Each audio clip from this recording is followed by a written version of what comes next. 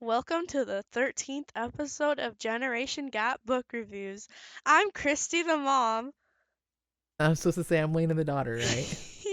Yes. Well, it's April Fool's Day today, so, Not when you're listening to this. Not when we're recording it. So we're not very good at the whole April Fool's prank thing, It's, yeah, well. but anyway, what book are Oh! we reviewing? If you're the mom, you gotta Sorry. keep going. Come on. Today we are going to be reviewing The Prisoner of Cell 25 by Richard Paul Evans, and it's the first in the Michael Vey series because the main character's name is Michael Vey. How did you hear about this book? Oh, that's actually a really good question. I don't know how you heard about it, but But you're Christy the mom, so you have to tell us how you heard about it. hey, That's Christy the mom. no, I'm not. I'm going back to Lena the daughter. She's easier to play. Sorry. How I heard about it was I knew it was on our shelf for a really long time, but I don't think I knew it was a thing, but I thought you really hated the series, so I didn't really think about reading it. But then it was a book club book. Shocker, right? It was a book club book. So I read it and I was like, yeah, that's not bad. How did you You're getting ahead of yourself. Sorry. And you, mother. Well, similar to how your story is one you've told many times on here. My story is one I've told many times on here too. Thrift store? Dad brought it home from a thrift store. He Mm-mm. brought the first 2 or 3 home from a thrift store. Oh yeah. And I mean, I always try out the stuff he brings home from thrift stores. So I thought it was interesting that it was written by a guy who is pretty well known for sentimental adult stuff, like the Oh. Christmas box is. Apparently, you haven't heard of it, but he's very famous for the Christmas box, which I have read also, and it was very sentimental. That's all I'm gonna say because that's not what this is about, though. So you got to keep running the podcast. Come on. So our synopsis for today, for this book, Michael Vey, he's not ordinary in his own way, even though originally we don't know he has powers, but he does. Anyway, I'm getting ahead of myself, and I'm rambling a lot. He has Tourette syndrome, which isn't actually something you see like portrayed in books very often, but and then he's also electrified. Is that the right way to put it? I don't know. He has electricity inside of him, and he can like zap people, be like. Again with the physical motions. You're not being video recorded, kiddo. I'm sorry. I mean, mom. That's so weird. Hey, you're the one that wanted to do it. I'm gonna keep it up. Oh my gosh. Yeah, but anyway, so he has electricity and he's got powers. But then he realizes in a few days that he's not the only one. In a few days from when? When the book starts, I don't know. Within a few days he realizes he's not the only one kind of thing. But like This is going well. there's a lot of like evil stuff happening too behind his head and like Behind his head? behind his back. And then no, his mom gets kidnapped. By the evil forces behind his head? Yup. Because if they were in front of his face, he wouldn't have let him kidnap his mom, right? So basically he has to discover what his powers can do. And try to save his mom. And try to save his mom. And then, he has to work towards that. Maybe next time you should write the synopsis down and then yeah, read it. I'm really bad at this. You just ramble so much. People, I'm sorry for whatever you're actually getting from this. You were 'cause I'm half really reading bad at that this. from my blog too, and you still just inserted I a didn't lot. want to copy exactly what it said, so I was trying to do it in my own words, but it came out as just a rush of letters, basically. A rush of letters. A rush of words. Okay, so Lena, Yeah. what did you like about this book? What did I like about this book? That's what I said. We've gone through this before. Like deja vu. Apparently nothing. No, there's several things. You're My not brain prepared for went this blank. podcast at all, are Huh? you? You're not prepared for this podcast at No, I all. am. I had things planned out that I was gonna like speak, but like my brain is going blank right now. I don't know why. Oh, his friendships that he makes, like in the course of the book. He makes like two friendships, but like and he also his friendship with his best friend. What? He makes two friendships. I don't think I've ever heard it phrased that way before. Um, he also like Yeah. his continued relation, his friendship with his best friend Austin. So like, oh, oh, I remember remember something. I was really shocked when I read this book that the popular girl was really nice. Like I'm like, this is not normal. Maybe I'm used to like Disney shows. Yeah, I was gonna say maybe not normal for like stereotypical young adult or teenage books, Mhm. but I'm not sure it may not be that uncommon in real life. Yeah. Well, she was really friendly, and I pretty much liked her from the start. But I also like how like Michael like he like throughout the book he like just recognizes his powers and like learns more about them like throughout it. I mean, to be clear, he doesn't learn. He you say he recognizes them. He knows he has No, them. he has them, but These don't. he's This isn't learning his. more about This them. isn't exactly his origin story. He's known Yeah. for several years that he's got these Yeah. powers, and he's tried to hide them and keep them under control. Yeah. And I Yeah. like his mom. Austin was a little weird. But anyway. And what did you like about this book, Well, Mother? here in the first book, I liked Austin. I think I liked him the most of the book out of everything in the book. I kept imagining him like as Ned from the more recent Spider-Man movies. Oh, I just yeah. that's who he made me think of the whole time. Yeah. I agree. Honestly, I think I thought about that too, and I know my cousin thought about it because I was reading it at their house.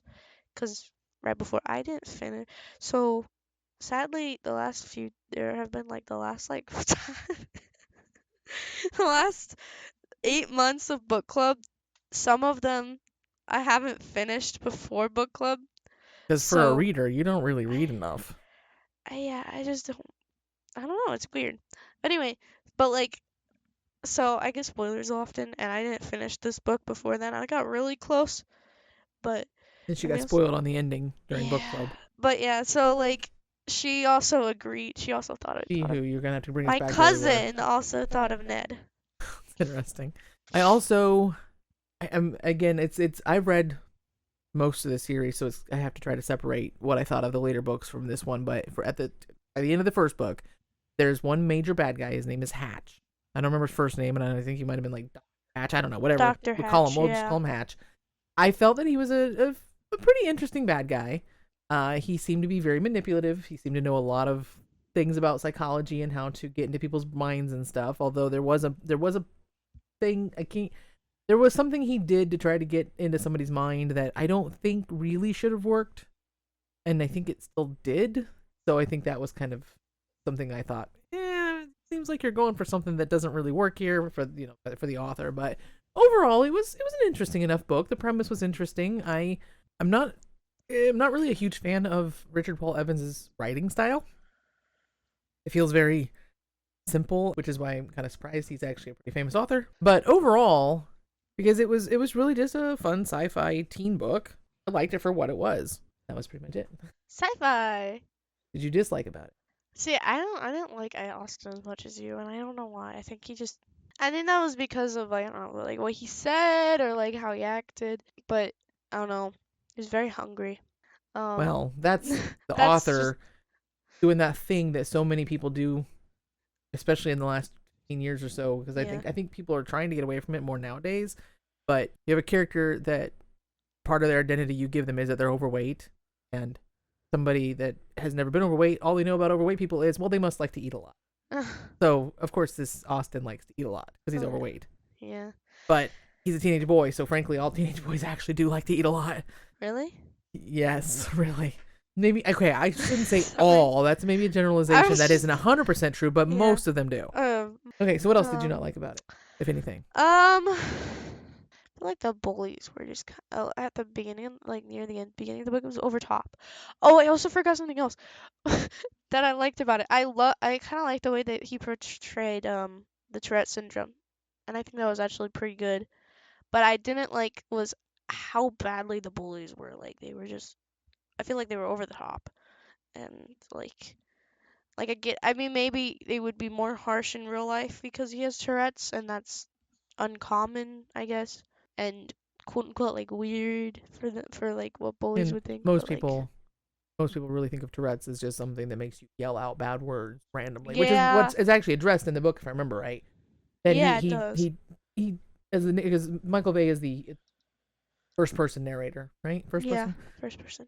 and he explains to the reader early on what Tourette's is and what it isn't because of common misconceptions about it, which I Hmm. thought that was actually a really interesting thing about Yeah, it. That and I mean I couldn't tell you for sure how accurate it was, and I didn't exactly go look up real Tourette's syndrome, but it sounded accurate to me. It smacked of realism. yeah, I've seen videos. That's Of course probably you where have. where I discovered Tourette syndrome, and then I read the book and I was like, hey, at least I know what this is, because if I hadn't seen those videos, I probably would be like, what is this? But anyway, I don't know. I think that's it that I can think of. Now, I already mentioned earlier that I didn't really care for Richard Paul Evans' writing style because I'm not very good at keeping my likes separate from my dislikes and to flow them together. Although apparently you just did the same because we were in Yeah. the dislikes and you brought up your like. Well, I Kind just of like remembered it. interrupted yourself when you were talking about Yeah, something else. I don't even I know what you do were that. saying before. I don't know. One of the things I didn't like about it is the beginning. The book Michael makes a big deal out of how different he is because he's Tourette's and he has these electrical powers, and yet it's still filled with teen book stereotypes or teen fiction because all in TV Oh shows and yeah. movies and stuff. The stereotypes where he has a crush on the cheerleader, he can't talk well around her, he fumbles over his words, can barely speak. I've seen it a million times. He's scrawny and he falls victim. He's a victim of some very intense bullying. Every young adult slash teen thing has to have a bully. It seems it's just it's overdone. The one thing I will say is that at least the bullying situation turns out a bit different in this book. But on the other hand, even of that, Michael is all of a sudden really able to understand their motivation. Like when you get to be an adult, you may be able to look back and understand or help kids understand why bullies might act the way they are. But I don't think it's very normal for a teenager to look past the being bullied on their own and come to any kind of understanding. So that's all I'm. I also felt like most of the characters don't really get much in the way of development. You mentioned in the synopsis Mhm. that Michael, in the space of the big early on in this book, finds out that he's not the only one with powers. So it's not a spoiler to say that the other person with powers goes to the same school as him. And again, not a spoiler to say, although I'm saying that it's not a spoiler because it might sound like it is. But early Mhm. on, we learned that there are not that many people, these teenagers that are out there with these electric powers. That is actually the series that comes after this is involves the fact that there are a handful of teenagers who develop these electric powers, and you learn in this book why and how many of them there are. There's not that many, but two of them happen to go to the same school. It's never lampshaded. They never say here's a good solid reason for it. It's just a massive coincidence that in the entire country at least they happen to go to the same school in Idaho. That kind of bothers me. I don't like giant Idaho's a coincidences with no explanation. Nobody likes Idaho. I wouldn't know about that, but They have potatoes. that's pretty much what we know about Idaho. That's it. Other than that, though, the story moves pretty quickly. It's interesting. It's exciting enough to keep your attention. And by the time I finished this book, I was looking forward to seeing where it went from here. And you didn't even finish the series. Me? Yeah. Well, we'll get back to that. First thing I'll ask is, Yes. what would you rate the book? What did you rate the book? I rated it a 4. Same. That doesn't happen often. No, it doesn't. Well, unless we both really love something and we both rate it 5, but that I mean, yeah, also doesn't that's a really little happen different. often. Before we get to talking about more of the series, which we will do a little bit, but we're not saying we're going to get into the whole thing, but who would you recommend this for? Um, 13 and up, I feel like. But like also people who like sci-fi and all this kind of like interesting like world building kind of stuff, but like in a normal Earth. So it's like it's not spacey sci-fi, it's not futuristic sci-fi, it's I don't know if there's such a thing as urban sci-fi, because there's urban fantasy, which is like Yeah, where it's more realistic our world, but there's fantasy elements like that. but And just yeah, I think sci-fi.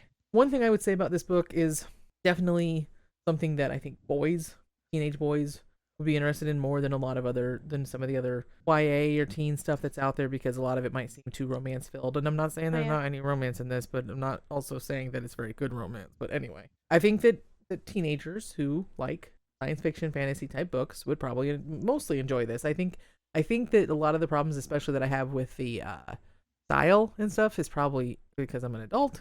Teenagers probably wouldn't You, notice it as much. you're an adult. You probably didn't notice it as much. No, no. I mean, I think I recognized.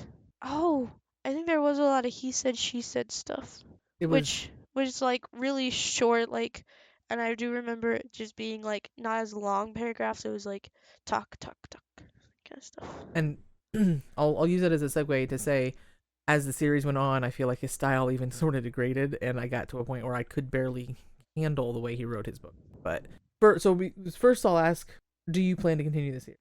Yeah, Okay. I have the next one in my TBR, Now, when you but we'll say I see. didn't finish the series, that's kind of unfair, because he's Oh, still writing them. oh, you didn't read there's a 10th one though. No. I I read the most recent one at the time, and then he put out another one, and I can't handle going back to it, Oh, because the series technically ended with book number 7, The Final oh, Spark. I did not like how it ended. I thought I don't know, it was almost like he kind of gave up at the end. It's hard to explain, and not everybody felt the same way. But then 5 years later, he opens it back up again and brings it back again, and it's just, it doesn't make any sense to me. I'm not gonna pretend like I'm not gonna be one of those people who says he's just doing it for the money, but he wrapped it up so thoroughly in book 7, and then he comes out with book 8, and it's not different enough. Characters have not moved on enough. So I tried it. I gave it 2 more books, and then I just couldn't anymore. So I read the most recent one at the time, and it's not my fault he keeps going. I'm not gonna oh. finish this series. I can't handle it. But the first book was good. The first book was good. All right. Well, I think, do you have anything else to say about it? I liked it.